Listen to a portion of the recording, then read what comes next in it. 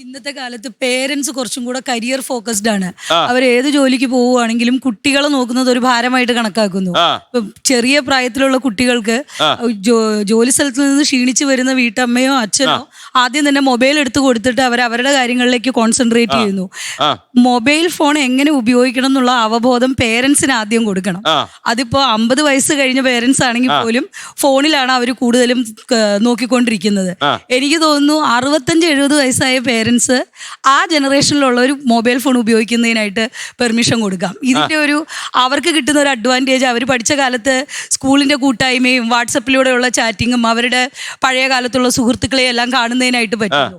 Younger generation positive സൈഡിൽ മാത്രം daily mobile use ചെയ്യുന്നത് ഫോൺ ഉപയോഗത്തിന് വേണ്ടി മാത്രമാക്കുകയും സ്കൂളിൽ പഠിക്കുന്ന സമയത്ത് സ്കൂൾ റിലേറ്റഡ് ആയ കാര്യങ്ങൾ എഡ്യൂക്കേഷണൽ പർപ്പസിന് വേണ്ടി മാത്രമേ മൊബൈലിലെ ആപ്പ് ടെക്നോളജി വന്നിങ്ങനെ മറിയുന്ന കാലത്ത് നമ്മളിപ്പം ഇവർക്കൊക്കെ നിരോധിക്കാൻ പറ്റുമോ? നിരോധിക്കാൻ പറ്റില്ല. നിരോധിച്ചാൽ കാരണം ഇനി വരുന്ന കാലഘട്ടം എന്ന് പറയുന്നത് എയുടെ കാലഘട്ടമാണ്.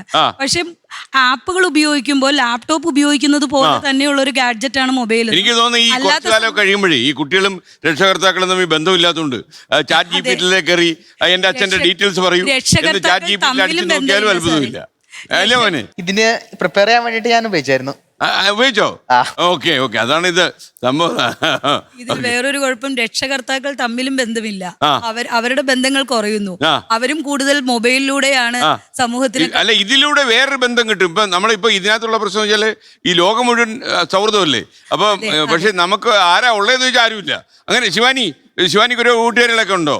ഞാൻ കുറച്ചും കൂടെ റിയൽ ലൈഫ് ഫ്രണ്ട്സിനെ മെയിൻറ്റെയിൻ ചെയ്യാനായിട്ട് നോക്കുന്ന ഒരു കൂട്ടത്തിലുള്ള ഒരാളാണ്. പക്ഷേ റൈറ്റ് നൗ നമ്മളിപ്പോ ഒരു സോഷ്യൽ മീഡിയ പ്ലാറ്റ്ഫോമിൽ ഇല്ലെങ്കിൽ വി ഡോണ്ട് ഫീൽ ആക്സെപ്റ്റഡ്. നമ്മൾ എന്തോ ഒരു മിസ്സിംഗ് ഔട്ട് ആണ്. ഒരു ട്രെൻഡ് നമ്മൾ അതെ വല്ലാണ്ട്. ഇപ്പൊ എന്റെ സ്കൂൾ അല്ലെങ്കിൽ എന്റെ കോളേജിലൊക്കെ ഒരു കുട്ടിക്ക് ഇൻസ്റ്റ അക്കൗണ്ട് ഇല്ലെന്ന് വെച്ചാൽ അയ്യോ തനിക്ക് ഇല്ലേ, അതെന്തോ ഒരു വലിയൊരു പ്രശ്നമാണ്.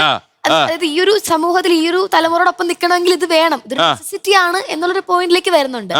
ഞാൻ പ്രത്യേകിച്ച് ഇപ്പം ഇൻസ്റ്റയിലും യൂട്യൂബിലൊക്കെ വീഡിയോസ് ഇടുമ്പോഴത്തേക്കും പലവരും പല ഏതൊക്കെയോ ഐഡിന്നൊക്കെ വന്നിട്ട് ആരൊക്കെയോ മെസ്സേജ് അയക്കുന്നുണ്ട്. ഇവർ ആരാന്നോ എന്താണോ ഒന്നും നമുക്ക് കണ്ടുപിടിക്കാൻ പറ്റില്ല. അപ്പം ഇപ്പൊ എന്റെ ഫ്രണ്ട് ഗ്രൂപ്പിലുള്ള പലർക്കും, അതായത് എനിക്ക് മാത്രമല്ല എന്റെ ഫ്രണ്ട് ഗ്രൂപ്പിലുള്ളവർക്കും ഇവർ മെസ്സേജ് അയക്കുന്നു.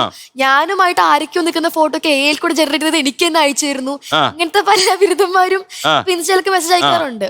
അപ്പൊ അത് ഭയങ്കര ബുദ്ധിമുട്ടുണ്ടാക്കുന്നുണ്ട്. ലോകത്തെവിടെയായാലും ഏത് സമയത്തും 24 വാർത്തകളും ഓഗ്മെന്റഡ് റിയാലിറ്റി പാക്കേജുകളും എക്സ്പ്ലെയിനറുകളും വിശദമായി കാണാൻ ഞങ്ങളുടെ യൂട്യൂബ് ചാനൽ നിങ്ങൾക്ക് സബ്സ്ക്രൈബ് ചെയ്യാം.